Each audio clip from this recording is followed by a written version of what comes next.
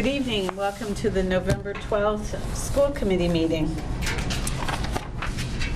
This meeting is being recorded by Easthampton Media, and the committee will be going into executive session and will return to regular session later on tonight. But for now, we're going to go on with the regular session. It's kind of a weird way that we wrote that. Anyway, Dr. LeClaire. Good evening, everyone. Can we please stand for a moment of silence and the Pledge of Allegiance?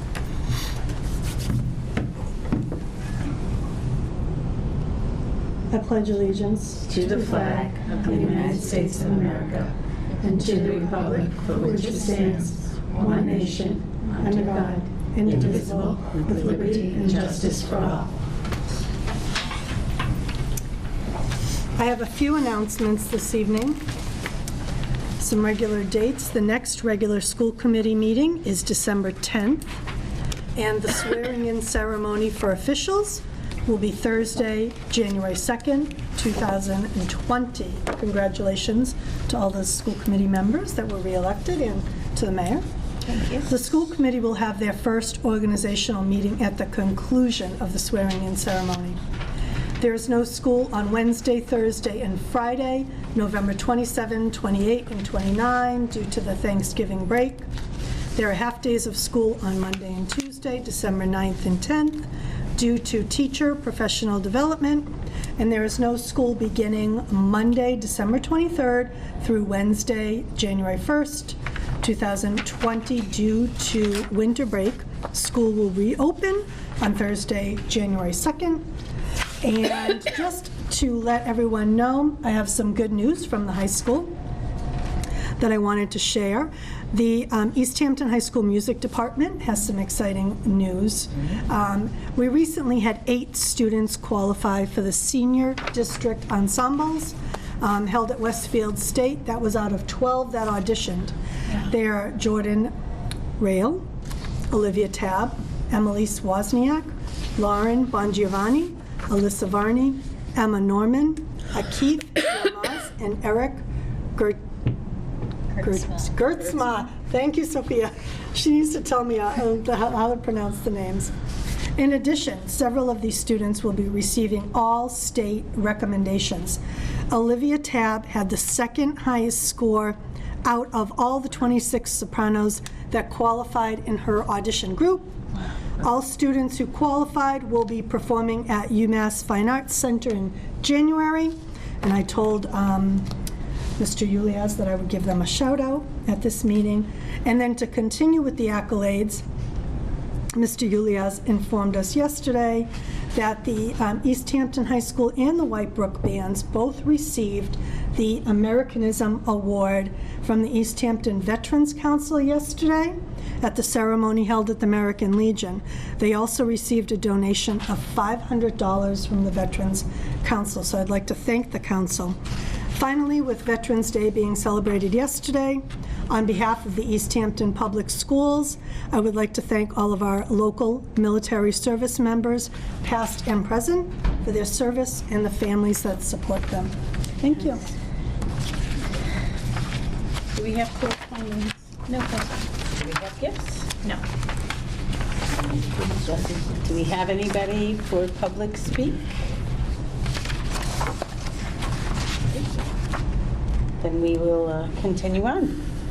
So now Angela is here to talk to us about collaborative issues, and we're also going to ask that you weigh in on this, Jonathan. Okay. Good morning. Good morning. After it's a long day. Good evening. You all have folders in front of you that have some information about the collaborative. Do you want to come up to the microphone? Do I want to or will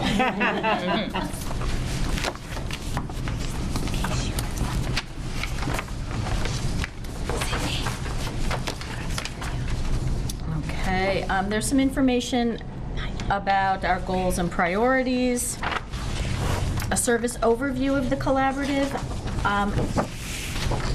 Can I assume you're all familiar with the collaborative? Yes, if you're not, I can give you a little overview, but I think that most of you are familiar. Two things of note in here. One is the large color spreadsheet. And what that highlights, and Easthampton Public Schools are the 1, 2, 3, 4, 5th column on the Hampshire County. And these are all the different types of services that the collaborative offers. And there's a little X next to the types of services that Easthampton takes advantage of through the collaborative.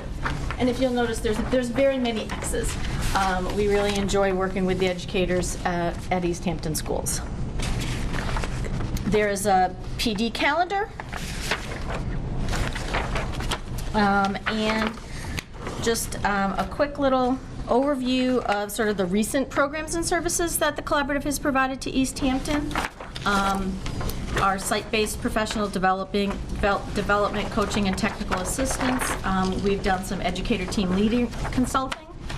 We're on our 3rd year of working on the social justice and equity work with Easthampton, and we've done some co-teaching in the classroom at the Center and Pepin schools and at the high school as well.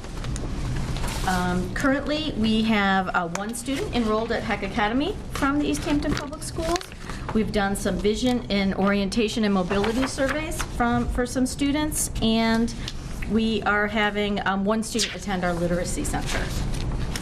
Early childhood coordinates the family group at the Easthampton Family Center. We're adding a new site at St. Philip's Episcopal Church. The Family Center has added an additional day. We have 4 consecutive days of programming at that for pre-birth to 3 and 4 age students. And let's see, we have the after-school programs at Maple and Pepin and Easthampton High Schools. And we've done a lot of work with Spiffy and the needs assessment and some vacant work.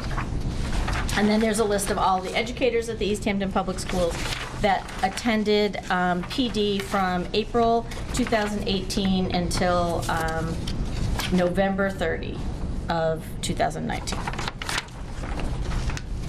So those are people who are registered as well as attended. The next issue is a vote on a change in the bylaws of the collaborative. We have 2 school districts in Hampshire County that have decided to rejoin the collaborative. Well, one is the Gateway Public Schools are rejoining, and then the Worthington Elementary School, community school I believe they're called, is joining the collaborative. So all of the 37 member districts in the collaborative have to vote on that. The only other change that we're making to our charter is that we currently have a 15% upcharge on our rates for non-member districts, and we are moving that to a 20% increase so that we can provide, and those funds will be used to augment and provide the additional services. 20 currently to 25%. Oh, thank you. Sorry. Yeah. Okay. I didn't have it I in would front only of me, know so- because I do have it in front of me. Oh, good, okay. So Jonathan, if you want to. I mean, I don't know that I have anything in particular to add that I didn't say last time. It's certainly, my understanding that, it's the collaborative's mission to help as many people in whatever way they want to be helped. So if these 2 districts want to come on board and help support the services that the organization provides, I think the more power to us. So, yeah. So do you want to make a motion? Well, do you have any questions? I just was going to ask how scalable the services are with additional dues coming from these 2 districts. Will that create opportunity for the collaborative to have more? Not tremendous. Our dues are very minimal. Okay. All right. So. It's a per pupil. Okay. And for instance, I think the Worthington school has 37 kids maybe. Oh, but I'm recalling from last time that they're already using these services. Yes. It's just not. Right, yes, as they're due. So it's not like using as it if at the non-member this would rate be instead of the member rate. taking resources from other districts that are already. Yeah. Okay. So that was Any other questions, I guess? No. So we need 3 votes. So can you make a motion for the Yes. first one? So I will make a motion that the Easthampton School Committee approves the amendments to the collaborative's charter as presented. Sound good? Sounds good. Do we have a second? I'll second that. Okay. Any discussion? All those in favor? Second one. The enlargement?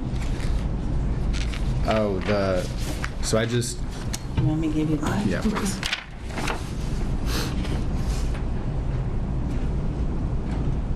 Okay. So was I supposed to do, I just did 2 at the same time. Was I supposed to do each one separate then? Do you want him to do each one separate? Because I just proposed. I think you have to do all Yeah, three you votes. all- Sure, sure. yeah. Okay. Just In that read the case. second Let's do a one. redo. Okay. Yeah. So, I thought you only did one.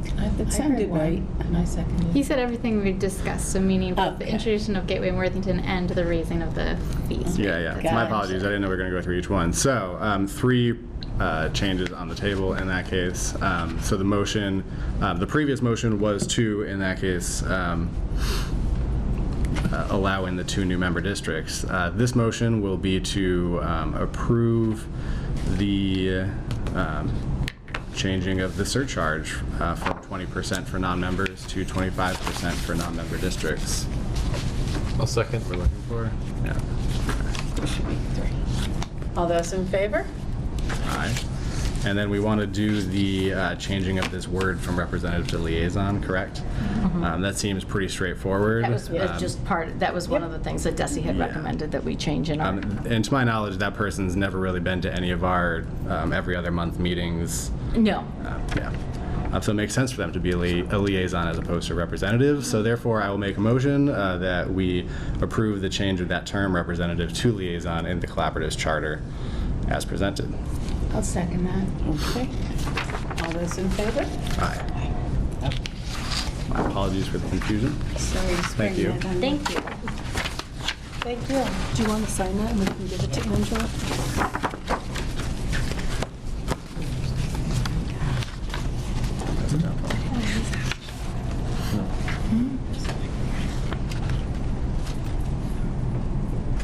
See, I was really banking on having Bill here tonight to talk about it. Although we're happy to have you. We're happy to have you too. Thank you. Bill's in Amherst. There's 2 the same way. Wow. So Thank you. thank you very much. Have a lovely evening. Thank you too. Thanks for coming. Yep. While we're on the topic of the collaborative, I'll just say that we do have an early meeting. It's tomorrow this month instead of the last Wednesday of the month because of the wow, holiday. that is So, some early meeting. just letting you know. Okay. And now, can we have our student update? So this week, the Drama Club is presenting the play The Moors, and it's the first student-directed and completely student-run play we've ever had. At the high school, it's directed by senior Caroline Major. There are going to be 4 shows with 2 different casts, or there's going to be 2 shows with one cast, 2 shows with another. On Thursday at 6, Friday at 7, Saturday at 7, and Sunday at 2. All our fall And sports. which one do you want everyone to go to? Friday and Sunday. Those are the ones I'm in. Just saying. And fall sports have just concluded this weekend. Both the soccer teams and the football and volleyball teams all made it to playoffs.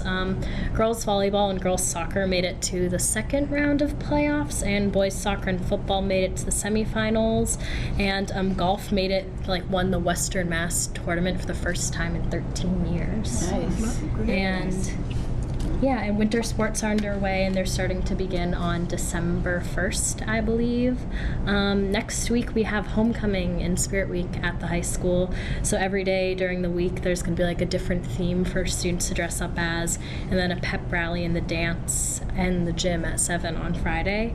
And we're also doing a Thanksgiving food drive from November 13th to 21st for the community center, and it's a little bit of a competition between each grade level who donates the most canned goods. So yeah.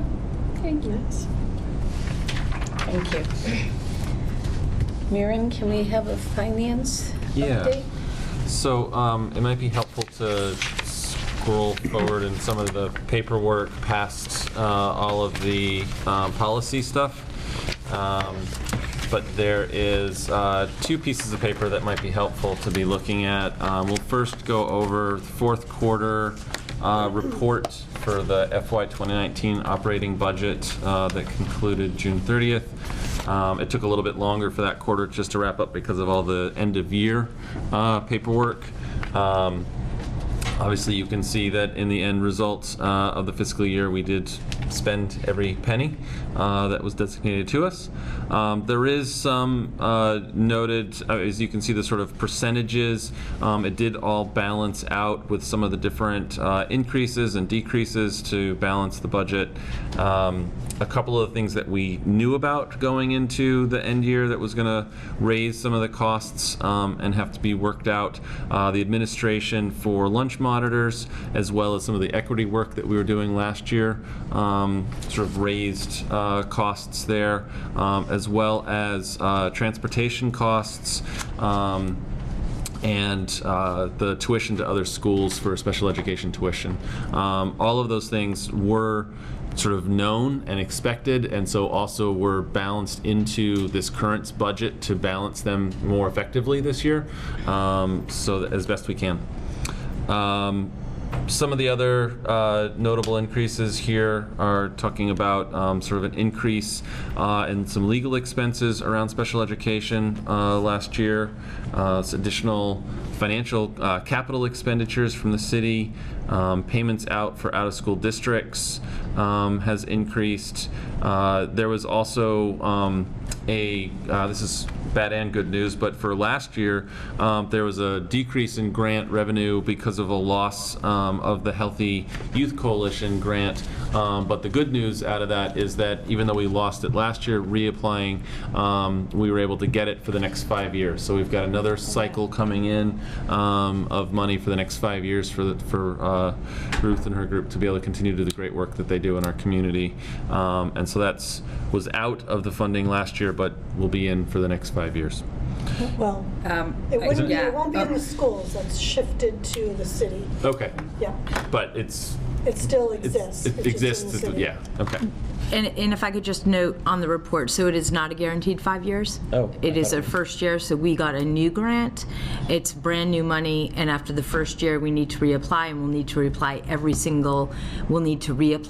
single year. It's usually you get 5 years in a row, but there was some miscommunication actually out of Congressman Neal's office, so we kind of officially straightened that out. 125 is absolute. I talked to Julianne Levin there, and there's a report out, and it's likely, but I just want to be very careful. After speaking with the superintendent and director of curriculum and members of the Healthy Youth Coalition, there are more opportunities, but also more resources to start to vertically stack public health dollars, starting with this grant, and how we can connect with the Sheriff's Department in Hampshire County, as well as the existing partnerships with the Spiffy Coalition and Hampshire Hope, to build out, honestly, a public health department that's supporting our students and their families, as well as youth that might not be, for various reasons, in our school district. Excellent. Okay. Thank you very much for that clarification. Yes, no, I was going to bring it up. Thank you.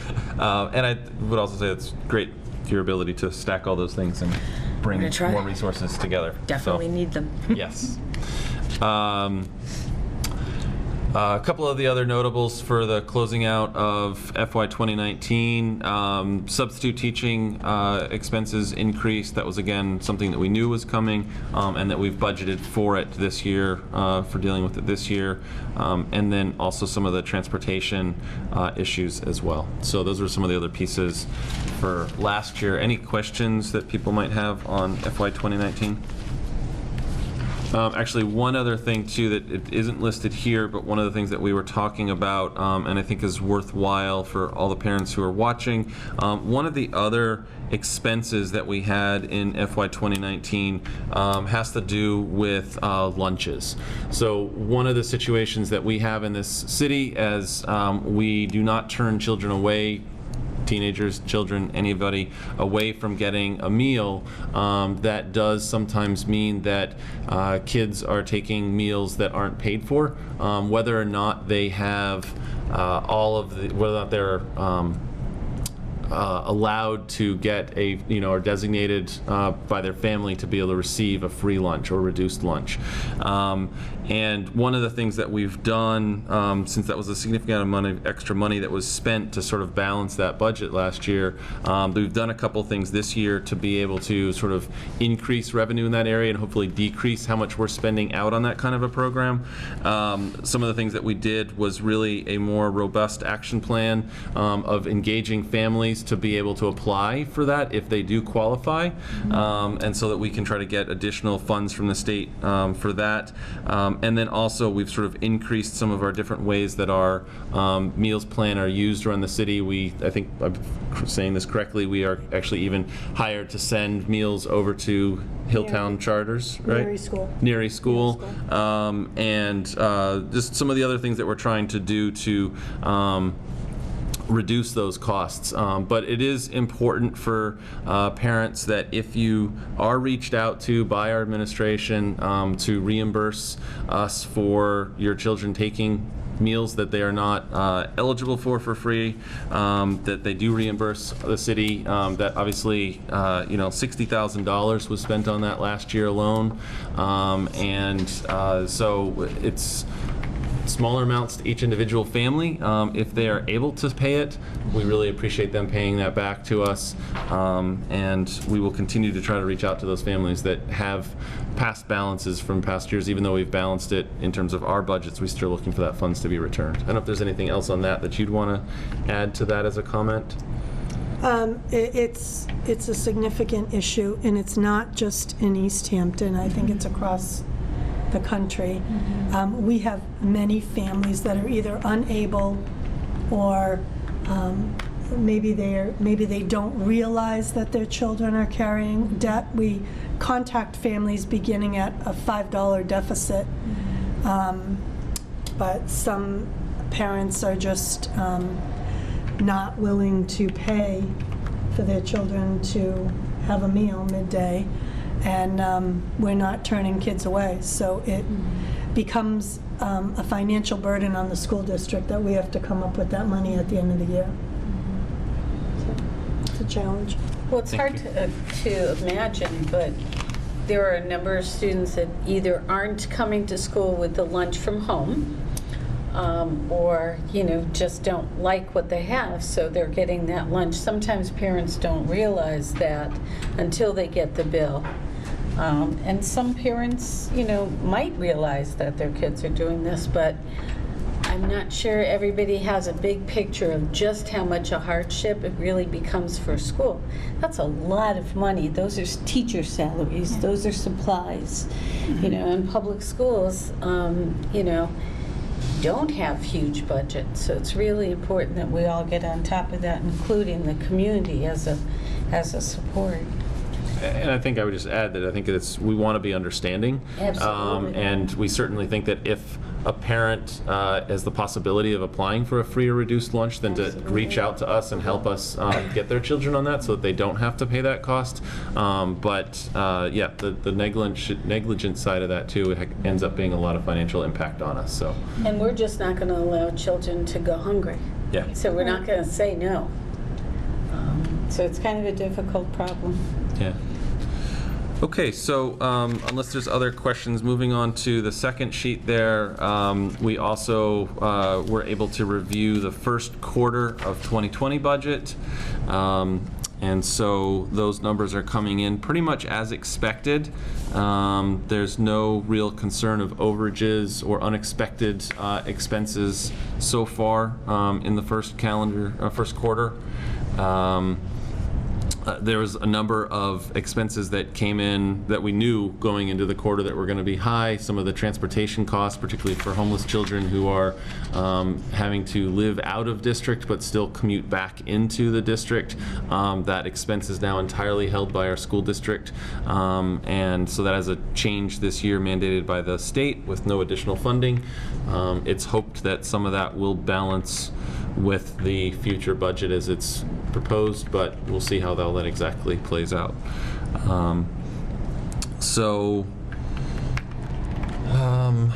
Yeah, I think that the only other thing that I would add to a report back in terms of the financial subcommittee is that we will be going into meetings early and are already starting very much to look at next fiscal year's budget and how best to work with the mayor's office to balance our budget as best we can and set reasonable expectations. Also recognizing that we've been in a deficit for the last couple of years and really need to try to look at how that's going to balance things out.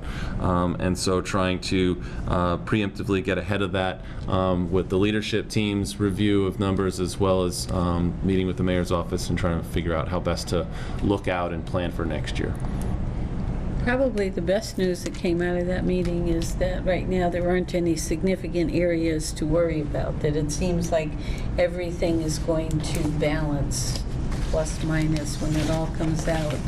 It should look like, hopefully, we're on track to look like last year. So that's good. In terms of, we're not running short. Yeah. We're going to be able to stay within that budget so far. Yeah. I think we haven't been surprised with anything new, is my point. yes, the first quarter didn't have, particularly one of the unexpected costs can sometimes be a new child coming into our district with a high needs for special education or something like that. We haven't had any of those unexpected situations hit our budget. So yes, there's some of those things. I think the other thing to note is that the reserves are very much have been used and are projected to be used for some of the needs that we have this year, and that will continue to put us, our budget being very tight, so that we need to be staying on track to really be able to work things through this year without additional issues being raised. Thank you. Okay. So on to policy. We met a couple of weeks ago, and just to sort of like step back and remind everyone of sort of the big goal of the policy subcommittee right now is working on our outdated and largely sort of anti-digital age policy book that has a lot of scanned, they appear to have been typed on a typewriter kind of documents in it. We have looked into the service that MASC provides, where they will basically create and host a digital version of your specific policy handbook on their website. That's extremely expensive. It's $10,000 that we don't have. So in the meantime, Shannon has been tenaciously going through the book and putting us through the rigors of these votes, trying to replace old policies one at a time. We're also sort of kicking around, or is there some cheap, creative way that we could, and I'm just getting into this, I'll see what updates I have next time we meet in terms of the legality and the logistics of this, some way to kind of do like a wholesale replacement of our policy book with the MASC current policies, and then those select policies that are very specific to Easthampton. We don't know if that's totally possible, but we're hoping something like that might allow us to kind of expedite this process. It's very tedious. So anyway, with that said, on to the tedium of, these are all second readings, so I will move as swiftly as I can through these. Again, these are all just replacing outdated or primarily coding that doesn't match the MASC policies, that kind of thing. Nothing of substance. So I would make a motion to accept the second reading to delete IGDF, student fundraising activities, and replace it with MASC's JJE. Second. All those in favor? Aye. I would make a motion to accept the second reading to replace IGDF with JJE. Second. All those in favor? Aye. Make a motion to accept the second reading to delete ACR, non-discrimination. Second. All those in favor? Make a motion to accept the second reading to delete AE, mission statement, core values. Second. All those in favor? Make a motion to accept the second reading to delete BDR, school committee meetings. Second. All those in favor? Make a motion to accept the second reading to delete EBCBR1, fire drills. Second. All those in favor? And make a motion to accept the second reading to delete EBCB fire drills.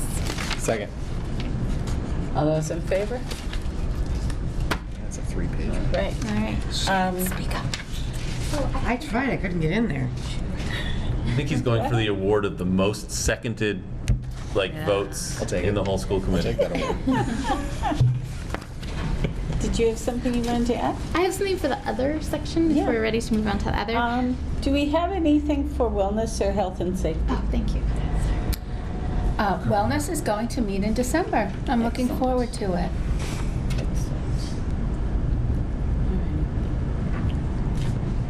Okay, nothing for health and safety, so. Great. So I got an email from Paula Garcia, who is a parent in our district, and she is part of a small environmental group called the Easthampton Climate Action, and one of their goals this year is to try to implement some green standards for the Easthampton Public Schools.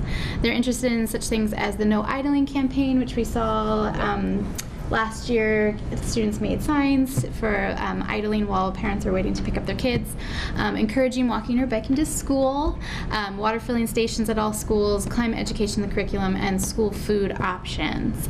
And so Paula asked if we might be able to make time on our December 10th meeting agenda for a brief presentation from parents and hopefully also a couple students who are part of this group. I thought I would put that to the committee. I think that sounds nice. I would love to hear from them. Yeah, that Great. sounds excellent. Okay, very good. So if we could put that on our agenda for next time, and I will, I'll email them and let them know. You just email that information to Sue so she can add Yeah, absolutely. correct name. Yeah. Excellent. All right, superintendent updates.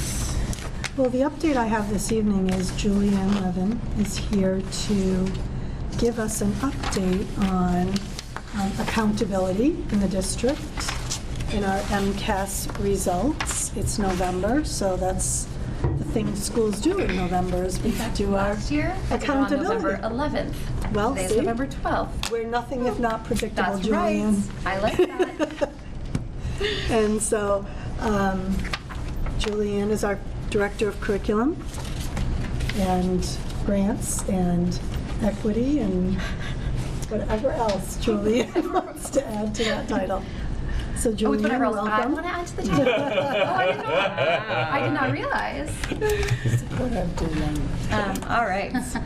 So this is our yearly accountability, data and accountability presentation. So I wanted to start with just a little thought that we've been batting around with our leadership team that, in thinking about equity, so last time I was up here talking to you, it was about equity, and now we're talking about accountability results, and that we are not having these, I want you to know we are not having these conversations in isolation of each other, that accountability and equity, these all go together. And so a thought that I had was, the way that we are defining equity is that we are holding high expectations for all students, and we'll know we've been successful when we can no longer predict the achievement gaps.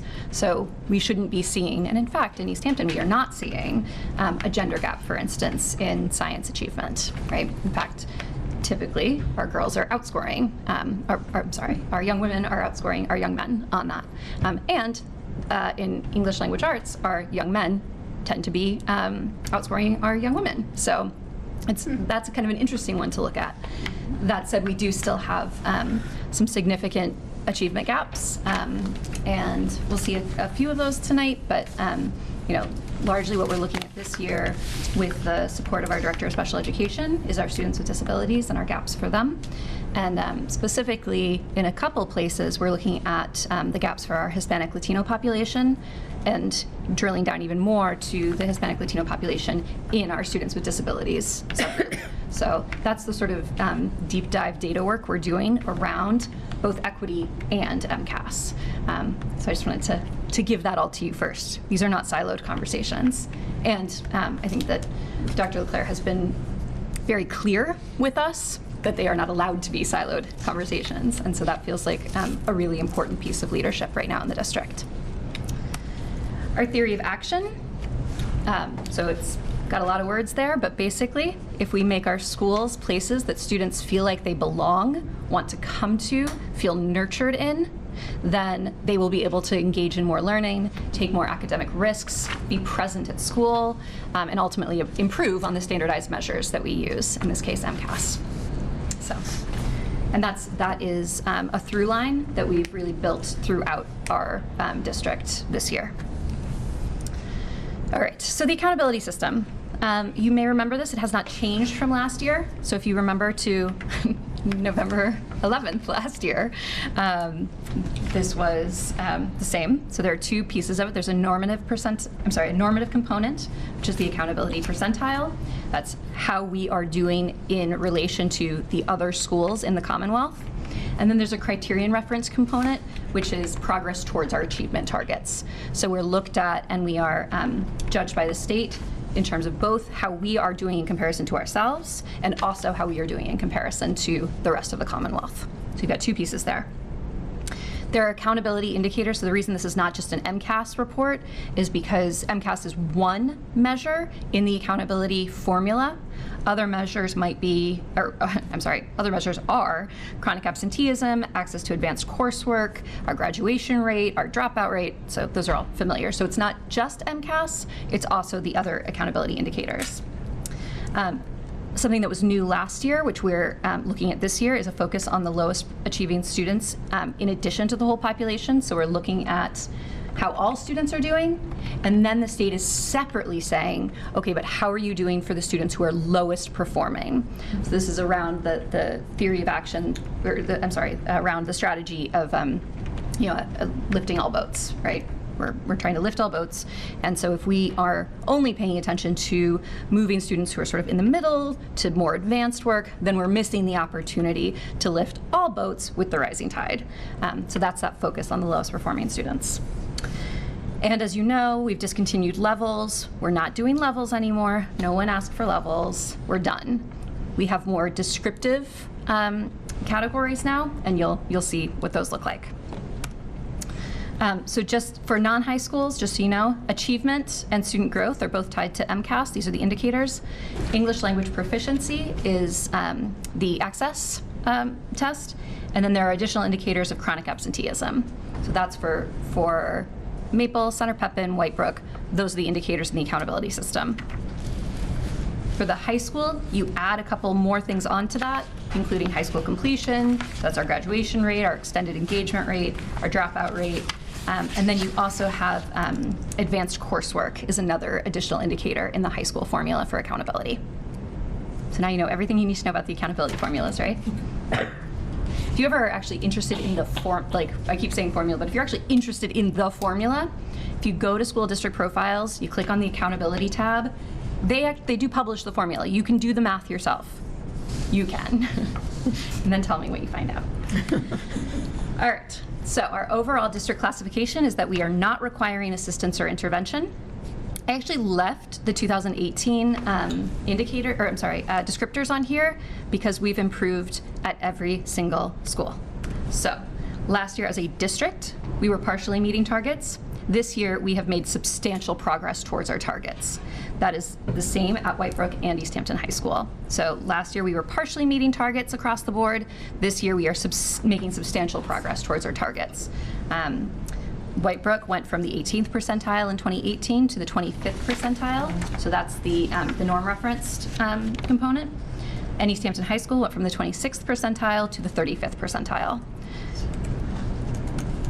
Maple Elementary, again, not requiring assistance or intervention. They were meeting targets last year. They are meeting or exceeding targets this year.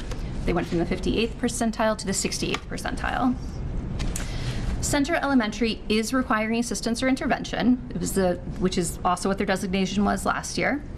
Last year, their designation noted a low subgroup of white students, which is a funny subgroup because it's basically all of our students with a very small percentage of students who are not white. This year, that low subgroup changed. It's not the white students anymore, it's the high needs students. And I just want to define high needs really quickly. High needs is a combination of students, student populations that are perhaps too small to be statistically significant on their own. So for example, we don't have enough English learners to have a separate subgroup to get data. So high needs is our English language learners, our economically disadvantaged students, and our students with disabilities all together, because we don't have enough students to make those statistically significant by themselves. So we know, and we've actually started to do, again, with our Director of Special Education and the administration at the schools, a deep dive into who are those students who are in the high needs category. Are they receiving intervention services? If they're not, what are we doing for them? So we're really getting down to the student level data to figure out what's going on with those students and what we need to offer them. We did improve at Center from the 8th percentile to the 10th percentile. So there is a little bit of incremental growth there as well. And we did make substantial progress towards our targets. So again, across the board, we've been making substantial progress, or as you see at Maple, meeting or exceeding the targets. That's all really important to note, especially as I hear about, the deficit budget for the past few years. So I want you to know, our teachers they're buckling down, and they're like, okay, well, we still have to do this, and we're going to do it even better. We would all love to give them more tools and resources to do that. Pepin is also not requiring assistance or intervention. We didn't get a percentile on Pepin last year because there was only one 4th grade class, and there were not enough students to be statistically significant, so we didn't get compared to the other schools. This year we did, and they are in the 32nd percentile, and also making substantial progress towards targets. Another fun piece of the MCAS last year was the VOCAL survey. VOCAL stands for the Views of Climate and Learning. And at the 4th, 5th, 8th, and 10th grade levels, once the student was done with their MCAS test, they were asked to take a survey asking them about certain things in the school. Do you feel like you belong at the school?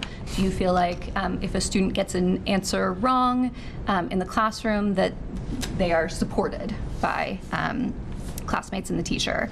If you see bullying, does an adult intervene? So those are sorts of questions that are on the VOCAL survey. We're very average. I don't know if you can be very average, but our VOCAL data shows us really about at the same place where the statewide data is. I would say we're at grade 5. We dip a little bit below. You really can't see it up there. And there's lots more VOCAL data. So this is like toe in the water. If you want more of this, please ask, because this is just a little taste. So at the 5th grade, we see a little dip. We have a plan for that, which is awesome. Basically what we've noticed is that 5th grade is actually an elementary grade. It's not a middle school grade. Newsflash. And so when we transition our elementary students from 4th grade to middle school, 5th grade, they do tend to have a harder time transitioning. So in the new building, our plan is that the 5th grade will remain an elementary grade, and we're really hoping that the students benefit from that safe and supportive elementary climate in the classroom for that extra year, build their resilience a little bit more before they make that big transition to middle school. Other than that, again, very much at the state averages, but I'd love to talk more about anyone who wants to talk about VOCAL data. Yeah. I just wanted to point out the 38% for safety in 10th graders. Yeah, so Do you the know high what school. that refers to? Yep, that's the feelings of safety. So we do have a little dip at the 10th grade level. It's about average at school climate, engagement, and environment, but safety is not at the state average yet. Yeah, yet. Growth mindset. So is that like But I when they think the have state- lockdown drills, and what do they mean by that? Yeah, exactly. The span Yep. is lower. The span is much lower. Oh, yeah. I think 38 is, It's still Like within the- the average span, Yeah. but it's a little bit lower than the state average. Yeah, we're in the average span for all of these. So sad. But yeah, I mean, agreed. Yeah. Yeah. I mean, it's pretty well publicized in the media that schools Right, are it's the not moment. terribly safe places at the moment. So yeah, I do feel like that's, again, something we're going to work on, and I'm going to come back to how this high school is Thank working you. on that. Sorry. And this is last year's data. This is, yes, this is for the students last spring. Yep. So the highlights for Easthampton. Last year was their first year on the next generation MCAS, meaning both ELA and math were done on computers. The students have been practicing on computers as they've taken MCAS, so they aged up, transitioning to the next generation MCAS. So 8th graders had the experience of taking MCAS on computers in 8th grade, and then last year as 10th graders took it as 10th graders. So the competency determination, which happens in 10th grade, the graduation requirement MCAS, was not just thrown on them on computers. They were able to practice beforehand, which is good. We earned all possible points. So you get 0 to 4 points. 0 means your data declined. Sorry, 0 or 1 means your data declined. 2 means you improved below target. 3 means you met the target. 4 means you exceeded the target. We exceeded the target. We got all possible points in ELA, math, and science achievement last year for that lowest performing student subgroup. So we are walking the walk, talking the talk of bringing up the tide. Tide raises all, but I keep saying it, but I still haven't said it correctly. You know what I mean. So that feels really strong that transition has been made, and that's what we're doing. Composite performance index, that's the criterion reference, so that's just how are we doing in relation to the standards. And we improved for all students on all 3 content area assessments, improvement across the board. All subgroups in English language arts demonstrated typical growth high or exceeded typical growth. So we measure for the student subgroups, you measure both their achievement and their growth. And for Easthampton High School, we are seeing both improve. Good. Areas for improvement. Okay, so like what Lori said about the school safety, yes, we are recognizing that students don't necessarily feel safe at school. So there's a real focus this year. The new principal, Bill Evans, has put a real focus with the faculty around professional development, around departments, around his team leader meetings, focusing on the NEST. NEST stands for Nurture, Encourage, Support Together. And each one of those has different strategies, and that's what they're digging into this year. What is a strategy we use to have students feel like they are nurtured? What are the strategies we use as a school, as a system, to encourage students, to support students? And how are we doing it together? That is meant to address some of the low points in the data for the high school, which were chronic absenteeism, our dropout rate, and our 4-year graduation rate. So we've gotten really great with the testing, but we still need to get the kids to school, and we need to get them to graduate, and so that's really the next focus. It's not the content area subjects, it's the overall climate and culture of the building. There's a pedagogy shift certainly happening at the high school, and this is all, again, addressed through professional development, social emotional skill building, trauma-informed practices, and culturally responsive teaching. Specifically, the Attorney General asked us to do some more around unconscious bias, so that's a little bit more of what we're doing this year as well. Technology. Thank you to, I'm sure, lots of people. I don't know who exactly is responsible for this, but we were you, Allison? The mayor. I'm certainly happy to give the mayor credit for this one. Team effort. Okay. Team effort. Team effort. We were given $87,500 in the state budget as an earmark for technology. So recognizing that the technology in our district was pretty inequitable for programs, for students, for buildings. There's a lot of inequity in it, so really thinking about how do we think about equity in terms of technology, and that 87.5 is really going to help. So we're very excited about that. There are more recommendations from NEASC also, so the NEASC recommendations have been completed as well. So our accreditation occurred last spring. We're accredited, all good news. They still give us a list of recommendations, things that they want to see us improve. Mainly, a lot of that is around the NEST and the EAGLES. So the EAGLES, Sophia, I feel like I should make you to say what the EAGLES are, because I don't know. No, I won't do that. I can do that. They each stand for some component of our vision of the graduate. So E is like engaged, reflective learner. A is, you get the idea. There are rubrics associated with each one. And so basically, if you turn that theory of action into the EAGLES and the NEST, to build, or to encourage our eagles to fly, we have to build a better nest. Okay. So the NEST, nurture, encourage, support together, that's what we need to do. And then the EAGLES is what we're going to guide our students in doing. So sort of the expectations for ourselves and then the expectations for our students. It feels, it's really lovely. I mean, it's such a nice framework. And all developed by the staff and faculty at the high school. So it's very good stuff. All right, so White Brook, we exceeded target or met target for ELA, math, and science achievement for all students and students with disabilities, which feels really good. So again, improvement across the board. Growth had forward momentum in all content areas, though we do still see some of that growth being below target. So still improvement, still growth, but we're not quite meeting our targets for growth there. And our lowest performing student subgroup at White Brook demonstrated typical growth high for both ELA and math. So again, taking that lowest, is it 20% or 25%? 20%, the lowest 20% of students, and really tracking how they are improving, and they are, which is awesome. Some areas for improvement, we're still seeing some issues specifically in our writing data. So thinking about how are students being taught to engage with writing across the curriculum. And that led us to our PD focus for this year at White Brook, which is that we are readers and writers together. We all do these things. And so adults, students, we're going to engage in these processes together, learn from each other. So we've been doing a little bit of writing, PD, but then they are also doing a full faculty book club. The book is called Choice Words by Peter Johnston. The subtitle is How Our Language Affects the Performance of Our Students. So thinking about how adult language really affects how well your students are going to perform. Language-rich environments we hear a lot about are so important, but also the tone we take with students, the very specific language we use around their achievement, their working hard, their growth mindset is all part of that. So that's important. And then again, this is my one place where the Hispanic Latino. So this is at White Brook, but we're seeing the Hispanic Latino subgroup not doing as well as our other subgroups really across the board.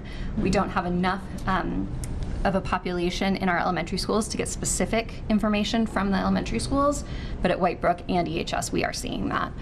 So we can assume that it's probably happening at the elementary schools as well, although we just can't extract that data quite as easily. So that's something that we're going to be really thinking about, and it even came up at our leadership team meeting today. We need to do some really deep thinking about what we're offering those students and why we're seeing this decline across the board. And then the Easthampton Elementary Schools. Maple continues to just have us delighted at all times, earned full points, exceeded targets in both ELA and math achievement, met or exceeded targets for growth in both ELA and math. 2014, they were in the 19th percentile. If we do want to bring back levels for a second, that's level 3, right? So level 3 in 2014, 5 years later, they're doing better than 68% of all elementary schools in the Commonwealth. So really, really, really incredible. Gives me chills. So one of the things we're doing is really thinking about, so what is Maple doing and how can we make that replicable? Center Pepin really turned around, well, Center specifically really turned around their chronic absenteeism last year. Thank goodness. They got 0 points in chronic absenteeism in 2018. They earned 4 points, meaning they exceeded their targets in 2019. That was a real focus for them last year. So to see the strategies that they employed last year actually paying off felt really, really good. And we did meet, exceed, or improve below target for both buildings and both content areas in terms of achievement. So again, not all of the improvement is meeting our targets, but it's all improvement, even if it's incremental. And we have a turnaround plan in place now for Center Pepin, so we'll be continuing to work on that. That said, exactly that said, we have a turnaround plan in place. We are still within the 10th percentile. 11th percentile gets you out of turnaround, so we are technically still in turnaround status this year for Center. So we'll engage in implementing our turnaround plan and creating a sustainable improvement plan. We only have a couple more years before we consolidate, so it feels really important to get our elementary schools aligned, and that's really going to be the focus of this work, is how are we making a sustainable improvement plan that improves and aligns the experience for all students in our elementary schools, thinking about them all being in one elementary school very soon. The math curriculum, I'm sorry, I put on there the 4 categories of the turnaround plan, just in case you've forgotten them. Distributive leadership and professional collaboration, intentional practices for improving instruction, student-specific supports, which means our intervention plans, and then school climate and culture. So those are the 4 categories that we'll really be focusing on implementing new strategies at Center Pepin this year. We did implement a new K-2 math curriculum this year. It's a lot, it's big, it's robust, it's investigations for those of you who know. It's going to be a lot of work, and the teachers are really rising to the challenge, but it's going to create an incredible foundation of math skills for those students, which feels really good. We are currently in curriculum pilots for grades 3 to 5. Yep, those are tested years. K-2 is not a tested year, but we really felt it was important to start with those youngest grades, so we're, again, building those foundational skills and then aging up the new curriculum as they go. Equity around technology, I think I've already talked about that, so I'm going to skip that one. One of the pieces that we're aligning right now is our social emotional curriculum implementation. So thinking about what our students offered in our schools as a core program for social emotional learning. That's not always been a focus point for schools, that social emotional curriculum.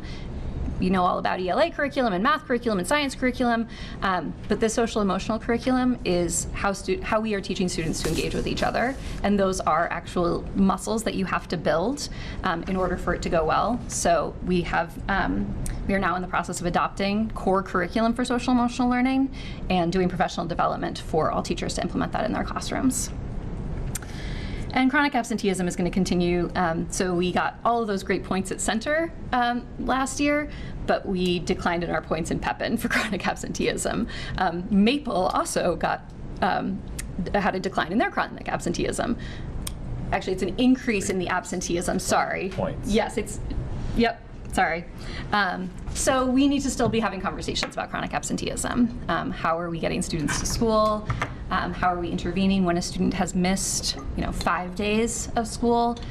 It's at I think it's 18 days. So 18 days is what marks chronic absenteeism. So we're really trying to catch kids and their families earlier so we can provide supports to get those kids to school.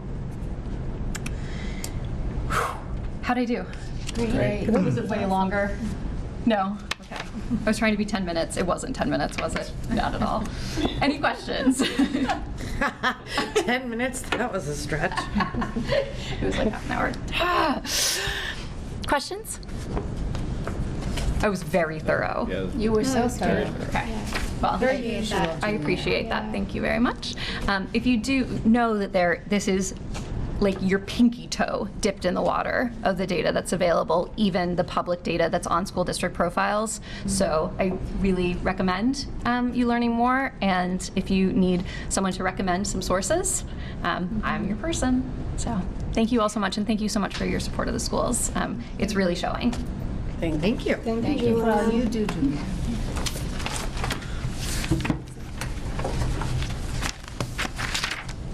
Right, now we have warrants and payroll. Fantastic. Okay. I move to approve the school payroll dated November 7, 2019 in the amount of $522,139.65. Second.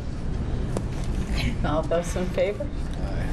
I move to approve the accounts payable authorization for payment dated November 7, 2019 in the amount of $134,749.19. Second. These are crazy. All those in favor? We're just trying to beat you on that. Okay, I think that's it for warrants and payroll. We have minutes. Right? Okay. I move to approve the minutes from our October 22nd regular session meeting. Second. All those in favor? And I think we have a field trip, and I closed my computer, so I don't have my agenda. Thank you so much. Okay. So we have a request from the high school for an out-of-state field trip on April 8th of 2020. Teachers Amy Davis and Rose Guerra to the Hartford Stage in Hartford, Connecticut for the drama club. This would be at a cost of $30 per student, funded through the club and student contribution. They'll see the King's Speech. Cool. So I would make a motion to accept this out-of-state field trip request. I second that. All those in favor? Aye. Okay, so now we need a roll call vote to go into executive session. we have to take a break first because we're not scheduled to start until 7:15. Oh, So I don't know what everyone- so we're a little early. So just take a break? Julian needed I think we still need to do. Okay, Still let's do do roll our roll call vote to take a give them break. And we'll begin our executive session at 7:15. Will we be coming back? Yes, we will come back to regular session after. Roll call vote? Nicole Chappelle. Sharon Dunham. Maren Goldstein. Cynthia Kuzinski. Marissa Gray. Alan Schmidt, aye. Lori Garcia. You're in break. You're all set, Sophia. So